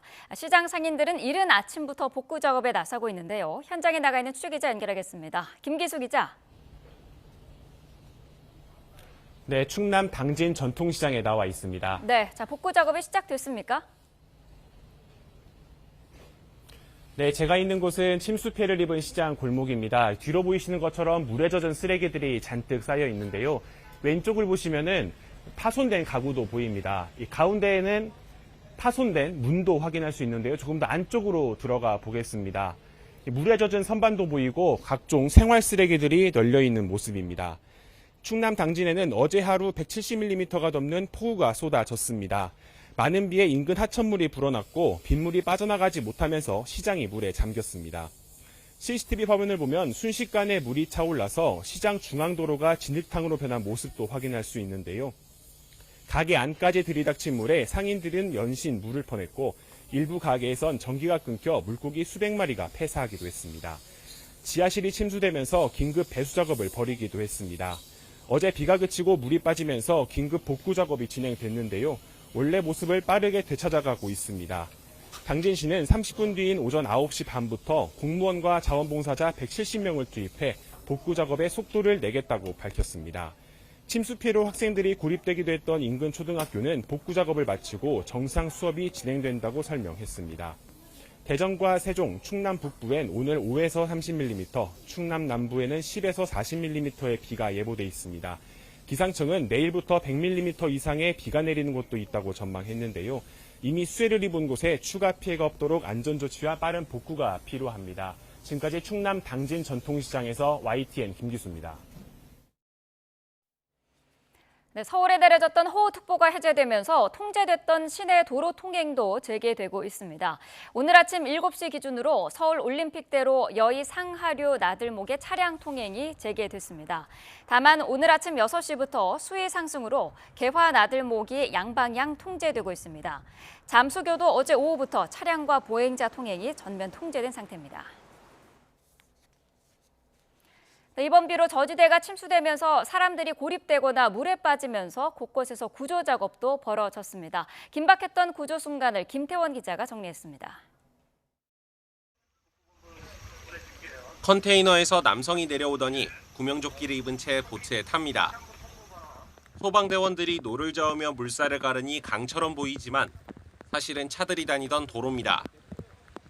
이틀 동안 최대 600mm가 넘는 강우가 내린 경기 파주에선 노동자 5명이 컨테이너 위에 고립됐다는 신고가 119에 접수됐습니다. 관계자들은 전혀 예상치 못한 사고였다고 말합니다. 지금 좁은해서 이렇게 됐는지 알았고 사람 있는 줄을 몰랐다니까. 소방당국은 다른 컨테이너에 있던 한 명까지 모두 6명을 무사히 구조했습니다. 도로 침수로 차 문이 열리지 않아 운전자 등 5명이 한때 고립됐다 가까스로 문을 열고 탈출하기도 했습니다. 근처 건물에 몸을 피하고 있던 여성 2명은 119에 구조됐습니다. 경기 안성 저수지에 있는 낚시터에선 배가 뒤집혀 2명이 실종됐습니다. 낚시터 업주와 낚시꾼이 배를 타고 무트로 빠져나오려다가 사고를 당한 겁니다. 저수지에 있는 거라 비가 많이 오고 그래서 출렁해가지고 이제 전복이 됐나 봐요. 하지만 폭우로 수위가 높아진 데다 저수지가 흙탕물이 된 탓에 소방당국은 수색 작업에 어려움을 겪는 것으로 알려졌습니다. 경기 하남시 창우동에선 한강에 빠진 40대 남성이 나무를 붙잡고 버틴 끝에 30여 분 만에 구조됐습니다. 이 밖에도 침수와 산사태 우려 등으로 급히 몸을 피해야 했던 주민만 전국적으로 1000명에 달하는 것으로 집계됐습니다. YTN 김태원입니다. 역대급 폭우로 비 피해가 속출한 가운데 차량 침수 피해도 벌써 3,000건 넘게 나왔습니다. 해마다 이렇게 물에 잠긴 차는 수리를 거쳐 중고차 시장에 나오는데 현행법상 완전 침수된 차량은 폐차하도록 하고 있지만 혹시 고쳐서 팔지 않을까 구매자 입장에서는 찜찜한 게 사실인데요. 침수차 확인하는 방법 그리고 중고차 계약할 때 어떤 부분을 확인해야 하는지 알아보겠습니다. 자, 가장 먼저 보험개발원의 자동차 이력 정보 서비스 카히스토리에서 차량을 조회해봐야 합니다. 차량의 사고 이력을 한눈에 알아볼 수 있는데요. 이렇게 홈페이지에 들어가면 첫 화면에 바로 무료 침수 차량 조회가 칸이 있습니다. 여기에 차량 번호 또는 차대 번호를 입력해서 알아보면 되는 건데요. 차량 번호는 흔히 말하는 자동차 넘버인데 차대 번호는 잘 모르는 분도 있을 겁니다. 차대 번호는 자동차의 뼈대에 각인된 고유 식별 번호로 대시패널이나 운전석, 조수석 시트 및 엔진룸 등 위치에 위변조가 어렵게 타각되어 있습니다. 차대 번호는 소유주 변경과 관계없이 차량 자체 정보를 확인할 수 있기 때문에 더 확실한데요. 그런데 차량 이력도 자차 보험에 가입되어 있지 않거나 보험 처리를 하지 않은 차는 걸러낼 수 없다는 한계가 있습니다. 자, 차량을 직접 점검해 볼 수도 있겠죠. 가장 잘 알려진 방법은 안전벨트를 끝까지 잡아당겨 보는 겁니다. 이곳까지 흙먼지를 세척하긴 어렵기 때문인데요. 또 차에 탔을 때, 특히 에어컨을 켜봤을 때 곰팡이 냄새 같은 악취가 올라오는지, 트렁크 바닥이나 엔진룸 같은 구석에 흙먼지나 녹이 있는지 확인하는 게 좋고요. 차 쪽 문에 그 고무 패킹도 뜯어보고 먼지를 확인해 보는 게 좋습니다. 이 밖에 사고 이력을 봤을 때 장마철같이 침수차가 대량으로 발생한 시기에 하체나 시트, 엔진 오일 등이 집중적으로 교환됐다면 침수 피해를 의심할 수 있습니다. 자, 이렇게 확인하면 침수차는 대부분 걸러낼 수 있는데요. 그래도 구입 후에 문제가 생길 수 있으니 중고차 매매 계약 때 특약을 설정하는 게 좋습니다. 문구는 판매업체가 알려주지 않은 사실이 나중에라도 밝혀지면 배상한다. 이 정도면 괜찮습니다. 또 개인 간 거래보다는 조금 더 비싸더라도 중고차 인증 과정을 거친 차량을 구매하는 게 더 안전합니다.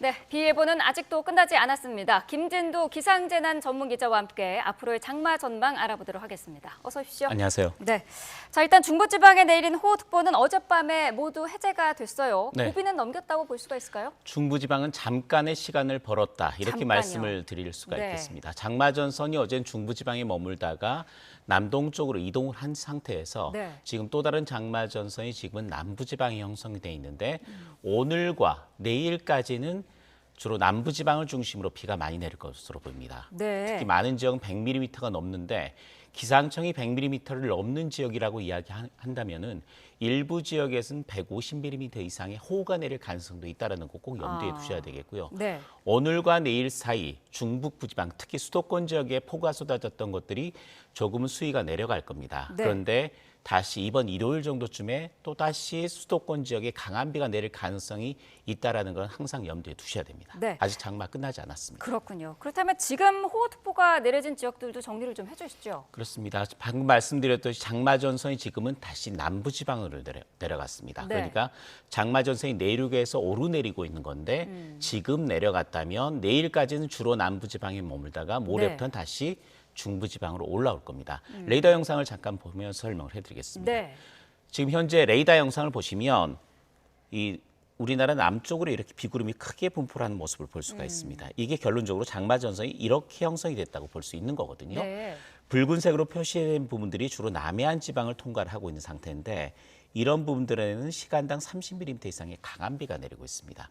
그런데 이 구름들이 서서히 동쪽으로 이동을 하는 과정에서 주로 전남과 전북 지역 그리고 경상남도 지역, 부산, 창원, 경상남도 지역에 강한 비를 뿌릴 가능성이 높습니다. 네. 특보도 그래서 현재 남부지방을 중심으로 내려져 있는데요. 어느 지역에 내려져 있는지 확인해 보겠습니다. 네. 지금 보시는 것처럼 파란색으로 표시된 부분이 호우주의보입니다. 아하. 그러니까 호우주의보 지역은 전라남도, 광주와 전라남도 지역의 전 지역에 호우주의보가 내려져 있다. 네. 그런데 남부지방엔 특이하게도 경상남도 지역과 제주도에는 폭염주의보, 폭염경보가 동시에 겹쳐 있는 네. 비와 무더위가 겹쳐 있는 아주 특이한 날씨가 오늘과 내일까지는 이어질 가능성이 큽니다. 그렇군요.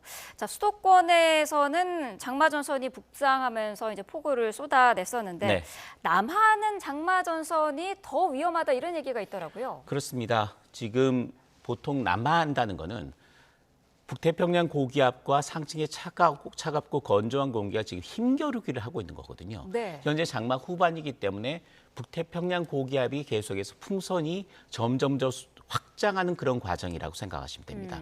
풍선이 확장하고 있었는데 갑자기 남쪽으로 내려갔다는 거는 네. 상층에서 내려온 차고 건조한 구역이 조금 더 힘이 지금은 세다라는 이야기입니다. 그런 센 공기가 내려온 상태에서 계속 확장하려고 하는 북태평양 고기압과 경계가 만들어진다면 네. 아까 보여드렸듯이 현재 남해안 쪽에 지금 그 경계가 형성돼 있거든요. 그러니까 차고 건조한 공기가 뜨거운 공기를 띄어 올리면서 폭발적으로 비구름이 발달할 수 있는 여건이 되거든요. 지속 시간이 아주 그렇게 길지는 않습니다만은 네. 한번 발달했을 경우 굉장히 강한 비구름, 그러니까 시간당 30에서 50mm 정도의 집중 호우성 비구름이 발달할 수 있는 조건은 충분하다는 이야기입니다. 그래서 오늘과 내일까지는 이 남부지방, 특히 네. 전남 그리고 경남 남해안 지방 쪽을 중심으로 주의를 기울여야 됩니다. 물론 네. 전북까지 포함입니다. 아, 그렇군요.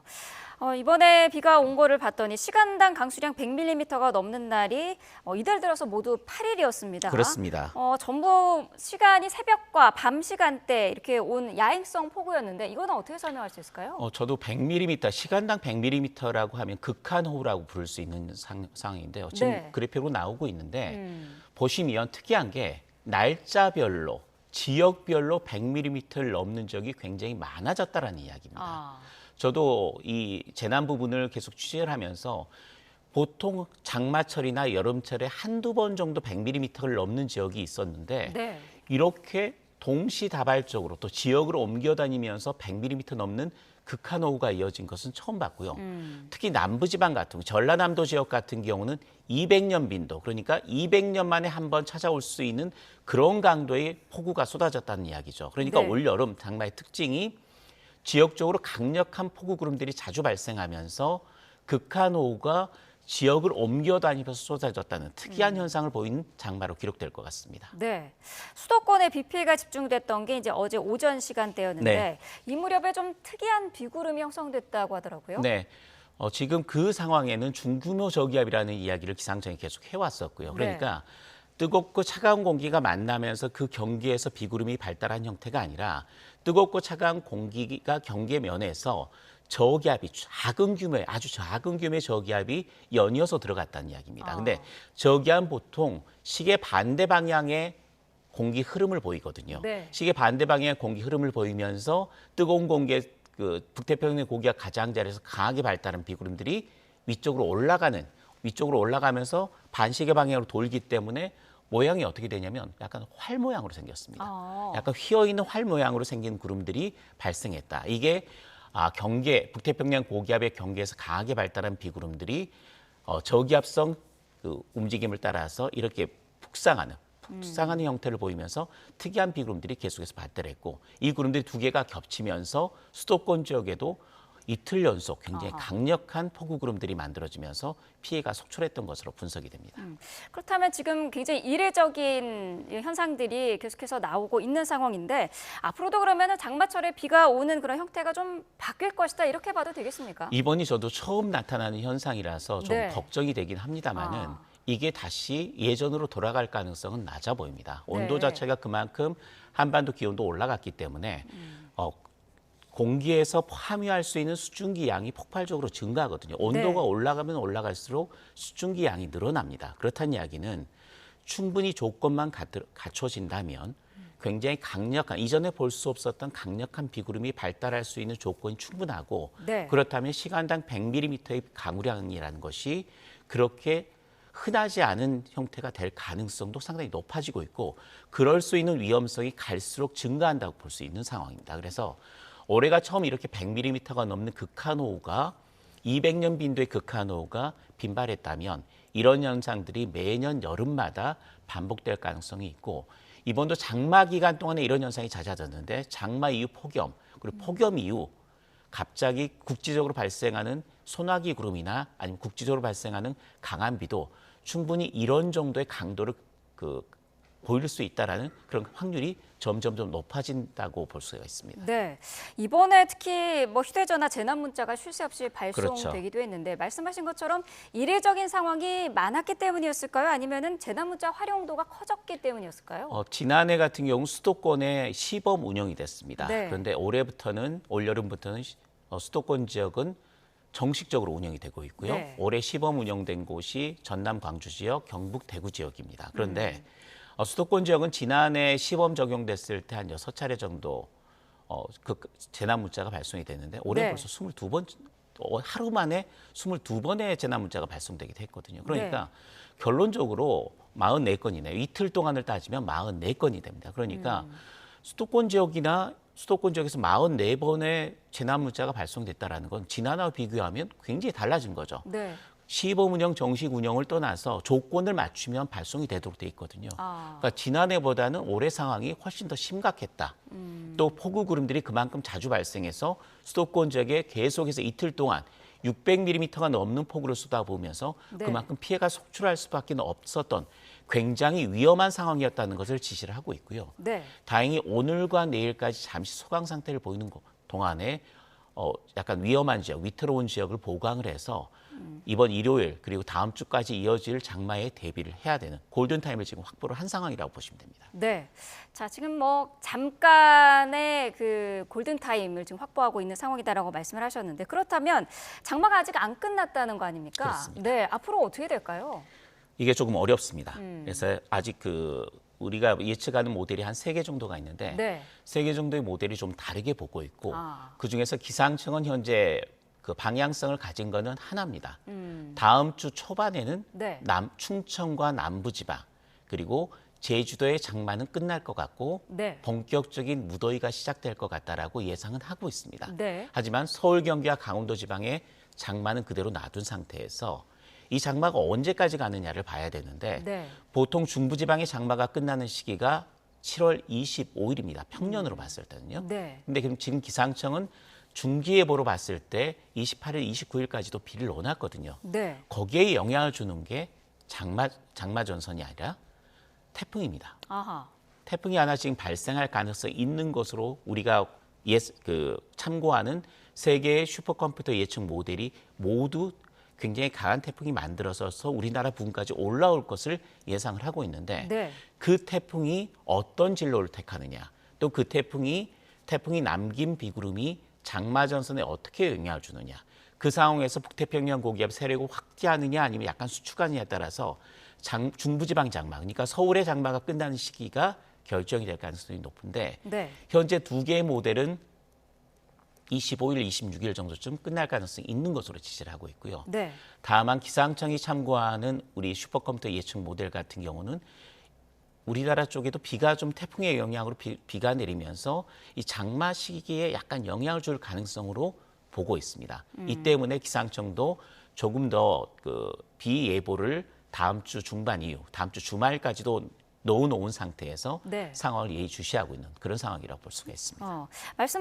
말씀하신 그 지금 만들어지고 있는 태풍이 언제쯤 그러면 경로가 대충이라도 좀 각이 나올까요? 다음 주 중반 정도면 명확해질 것으로 예상이 되고 네. 있고요. 다음 주 초반 정도면 이제 태풍이 만들어질 겁니다. 아마 3호 태풍이 될 것 같은데 네. 그 3호 태풍의 진로가 명확해지는 건 다음 주 중반 정도, 수요일 정도쯤이면 어떤 진로를 택할 건지 명확해질 것으로 보이고요. 네.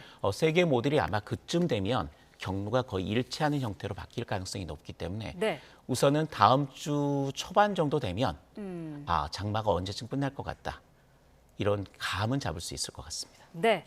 자, 아무쪼록 지금 뭐 당분간 며칠 동안은 장마 전선이 아직 끝나지 않은 상황이기 때문에 그렇습니다. 네, 전국 각지에서 좀 주의를 해주셔야 될 것 같습니다. 김진도 기상재난 전문 기자와 자세한 내용 살펴봤습니다. 오늘 말씀 감사합니다.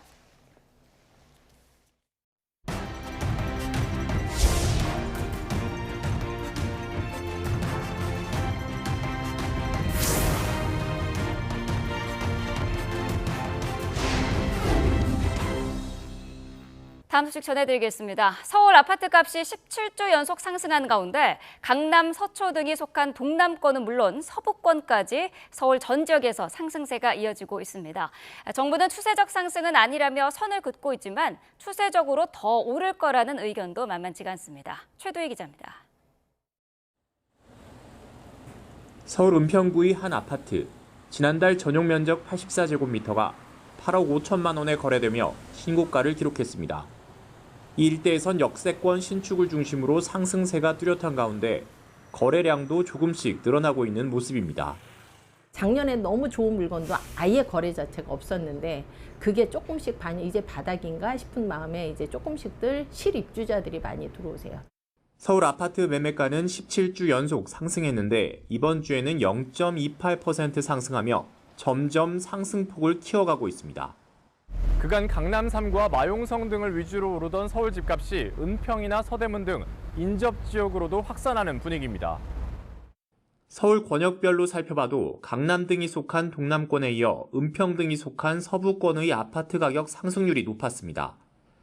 이에 대해 강남 등 상급지의 집값 상승세가 이어지면서 강북권에서도 키 맞추기 현상이 진행 중이란 해석이 나옵니다. 서울을 비롯한 수도권 집값 상승과 관련해 주무부처인 국토교통부는 일단 추세적 상승은 아니라며 선을 긋고 있는 상황. 하지만 대세 상승장에 올라서는 국면이라는 견해도 만만치 않습니다. 최근 들어서는 이제 거래량도 받쳐주고 서울 전역을 중심으로 가격이 회복 중에 있기 때문에 지금의 상승세는 추세적인 걸로 해석하고 있습니다. 아파트 매수세에 불이 붙는 양상을 보이자 국토부는 서울 아파트 공급이 부족한 상황이 아니라는 진단을 내놓으며 연일 진화에 나서고 있습니다. YTN 최두입니다.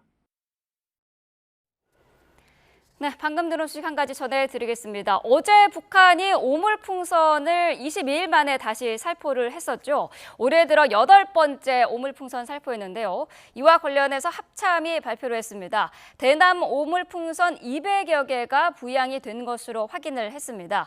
우리 지역에 40개, 40여 개 가까이가 낙하를 했고요. 주로 경기 북부 지역에 낙하를 한 것으로 파악을 하고 있습니다. 대다수의 내용물은 종이류로 파기됐고요. 안전 위해 물질은 없는 것으로 확인이 됐습니다. 자, 다시 한번 전해드리겠습니다. 어제 북한이 오물풍선 살포를 재개를 했죠. 22일 만에 다시 살포를 한 겁니다. 올해 들어 다시 이제 8번째로 살포를 한 건데요. 합참은 북한 대남 오물풍선이 200여 개가 부양이 됐고 이 가운데 우리 지역에는 주로 경기 북부 지역에 40여 개가 낙하를 한 것으로 파악을 하고 있습니다. 대다수는 내용물이 종이류로 파기됐고요. 안전 위해 물질은 없는 것으로 확인을 했습니다. 자, 자세한 내용 들어오는 대로 다시 한번 전해드리도록 하겠습니다. 네, 강남에서 시작된 집값 급등 현상이 주변 지역으로 확산하는 등 심상치 않은 모습을 보이자 정부가 대책 마련에 나섰습니다. 10개월 만에 부동산 관계장관 회의를 열고 공급량을 늘리겠다는 입장을 거듭 밝혔는데 집값 오름세를 잡기에는 부족하다는 평가가 나오고 있습니다. 김기봉 기자입니다. 서울 아파트 17주 연속 오름세에 5년 10개월 만에 최대 상승폭 기록. 서울 아파트 한 달 매매 거래 7,000건 육박. 묻지마 추격 매수에 매물 감추기 현상까지 나오고 수도권에까지 상승세가 확산하자 정부가 나섰습니다. 기재부와 국토부, 금융당국과 국무조정실이 10개월 만에 부동산 관계 장관 회의를 열었는데 서울과 수도권 주택 공급량 확대에 초점이 맞춰졌습니다. 먼저 분양가 상한제로 저렴한 3기 신도시 주택 공급량을 구체화했습니다. 교통 등 정주 여건이 우수한 3기 신도시 등을 중심으로 29년까지 약 23만 6천 호를 시세보다 크게 저렴한 수준으로 분양하겠습니다. 또 올해 하반기 그린벨트 해제 등을 통해 수도권 신규 택지를 2만 호 이상 추가 공급하겠다고 밝혔습니다. 아울러 정비 사업장의 갈등을 적극 중재해 재건축 재개발 사업에 속도를 내고 PF 사업장의 재구조화를 통해 정상화를 앞당기기로 했습니다. 전세시장 대책으로는 공공매입 임대주택 13만 호를 내년까지 공급하되 이 가운데 5만 4천 호는 올 하반기 수도권 지역에 풀겠다고 밝혔습니다. 이와 함께 9월로 예정된 스트레스 DSR 2단계를 차질 없이 시행해 가계 대출의 압박도 높이기로 했습니다. 대출 규제 회피, 편법 증여, 허위 매물 또는 허위 신고 등 불법 행위 여부를 확인하여 사안에 따라 행정 조치 및 관계기관에 통보할 예정입니다. 하지만 이 같은 정부의 대책이 집값 상승 추세를 바꾸기엔 약하다는 목소리도 나옵니다. 대부분 기존의 계획을 수치화한 수준으로 시장의 흐름을 바꿀 새로운 대안이 크게 보이지 않는다는 것입니다. 우선 현실적인 인식이 다소 약한 것이 아니냐 생각이 들고요. 실질적인 공급 확대를 통한 주택시장 안정을 기했어야 되는데 현재 3기 신도시 물량을 언제까지 이 정도의 물량 확인을 해준 것에 불과하고 정부는 다음 달에 추가 주택 공급 확대 방안을 발표하기로 했는데 새로운 대책이 얼마나 담길지 주목됩니다. YTN 김기봉입니다.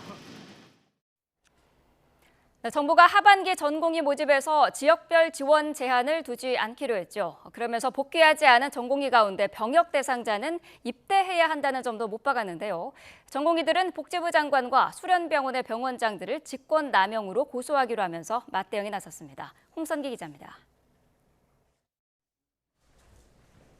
정부는 사직 처리 완료 시한까지 복귀 의사를 나타낸 전공의가 거의 없다는 점에 아쉬움을 나타냈습니다. 정부가 일부의 비판에도 불구하고 환자와 전공의 우리나라 의료를 위해 내린 결단과 진심이 전해지지 않아 매우 안타깝습니다.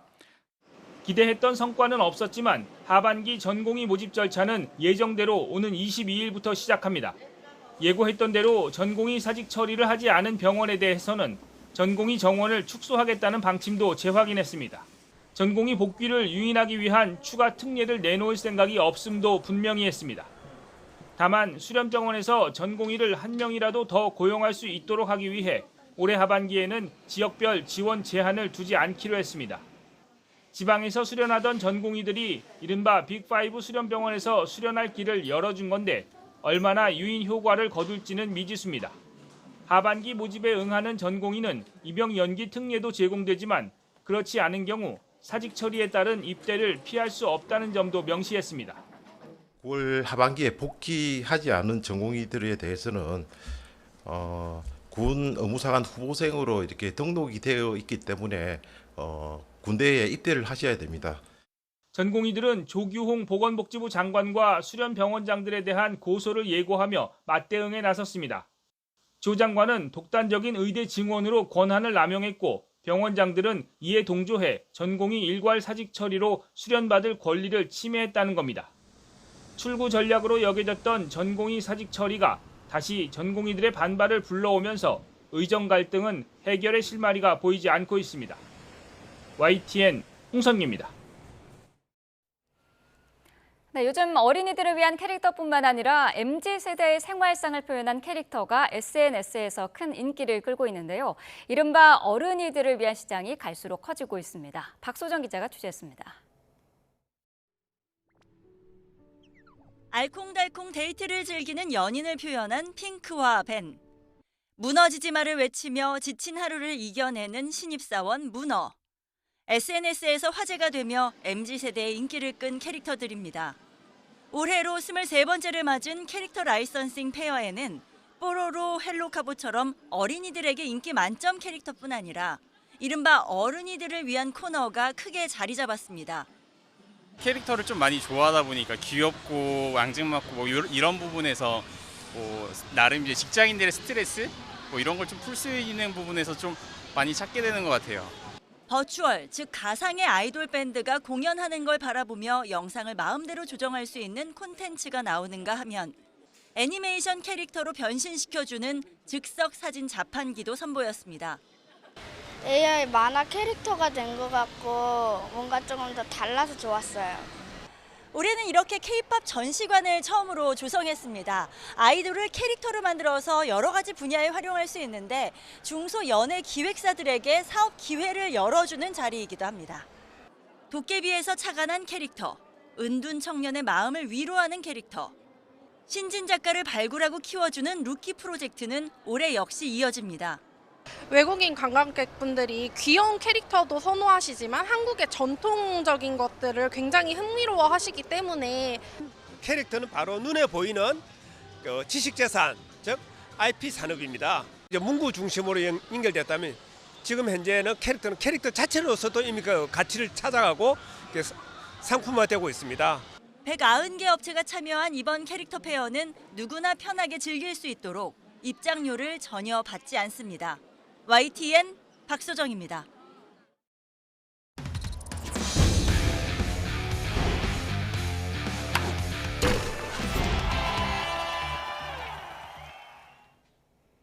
축구협회 홍명보 국가대표팀 감독 선임 과정을 공개적으로 비판한 박주호 해설위원이 언론과 첫 공식 인터뷰에 나섰습니다. 감독 선임 과정에 공정성과 투명성이 없는 상황에서 한국 축구 발전을 위한 비판이었다는 점을 강조했습니다. 이대건 기자입니다. 대한축구협회 전력강화위원으로 일한 박주호 해설위원이 K리그 관련 마케팅 행사에 참석했습니다. 홍명보 국가대표팀 감독 선임 과정을 강하게 비판한 이후 첫 공개 행보입니다. 박 의원은 먼저 인터뷰를 통해 자신의 비판은 오직 한국 축구 발전을 위해서였다고 입을 열었습니다. 5개월간의 이야기들을 좀 전하는 데에 더 초점을 뒀고 그게 한국 축구의 발전에 도움이 된다고 생각했기 때문에 저는 판단을 하고 이야기를 하고 자신의 비판은 감독 선임 과정의 공정성과 투명성에 대한 문제 제기였다며 기존의 뜻을 이어갔습니다. 이 공정성, 투명성 이런 게 정확하지 않았기 때문에 여러 가지로 복잡한 이 상황이 나왔다고 생각하고 있습니다. 이후 여러 국가대표 출신들이 축구협회를 비판한 것도 같은 마음일 거라고 밝혔습니다. 모두가 저와 똑같은 마음이지 않나라는 생각을 하고 있습니다. 조금 더 체계적으로 변한다면 더욱더 성장하는 한국 축구가 되지 않을까, 그리고 발전할 수 있지 않을까라는 모두의 바람이지 않을까라는 생각이 됩니다. 실제 구자철 전 국가대표팀 주장도 최근 자신의 SNS를 통해 축구협회 행정이 문제라며 박지성과 박주호를 지지한다는 의사를 밝히기도 했습니다. 축구협회에 대한 공개 비판이 이어지는 가운데 앞서 공언한 박주호 위원에 대한 법적 대응은 아직 행동으로 옮겨지지 않고 있습니다. 오히려 문화체육관광부 스포츠윤리센터가 감독 선임 과정에 대한 조사에 들어가면서 혼란은 더 커지는 양상입니다. YTN 이다운입니다. 우리나라 올림픽 역사를 통틀어 가장 많은 46개의 메달을 딴 종목, 양궁도 태권도도 아닌 유도입니다. 40여 명 대규모 유도 선수단이 파리로 떠났는데요. 메달 꿈만큼 짐가방도 무거웠다는데 조은지 기자가 트렁크를 살짝 열어봤습니다. 올해 세계선수권 챔피언 위풍당당 김민종이 트렁크 3개를 들고 인천공항에 들어섭니다. 낯선 도시 파리에서 2주간 생활할 필수품인데 최중량급 김민종은 도복 무게만 15kg이 넘습니다. 도복이랑 시합 때 먹을 줄기랑 무게가 어느 정도? 한 3kg? 하나에? 네, 3, 4kg. 땀 젖으면 이제 4, 5kg까지 나가고 시합 도복 2벌이랑 이제 연습도 이제 기간이 길기 때문에 연습을 좀 여유 있게 3벌 정도 챙겨가지고 가서 이제 파리 또 미시게 두시기 때문에 파리 가서 맛있는 거 많이 먹어야지. 지도자가 애지중지 챙긴 건 올림픽 단복입니다. 예선 땐 편하게 나서지만 4강부터 감독은 정장 차림이 필수인데 단복을 자주 입는다는 건 그만큼 성적이 좋다는 뜻입니다. 제가 좀 몸이 특이해서 옷이 잘 맞지는 않지만 항상 시합 때마다 입었으면 하는 옷입니다. 몇 번 입겠다? 5번 입겠다. 92년 바르셀로나에서 우리 여자 유도에 첫 금메달을 안겼던 김미정 감독도 단복 입을 욕심을 감추지 않았는데 손톱에까지 결의를 새겼습니다.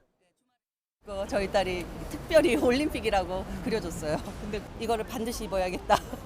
제발 짐만 되지 않기를. 출전 선수단 17명에 훈련 파트너 23명까지 대규모 군단이 총 출동하는 만큼 짐도 트럭 한 대를 꽉 채웠습니다. 인터뷰로 당찬 출사표를 던지고 가족과 인사하면서 유도 대표팀은 꿈의 무대에 나설 준비를 마쳤습니다. 지연아, 아빠 올림픽 잘 갔다 올 테니까 갔다 와서 금메달 따서 올 테니까 잘 기다리고 있어, 지연아. 유도를 좀 멋있게 보여주고 싶어요. 파리에서 꼭 금메달 사고 싶어요.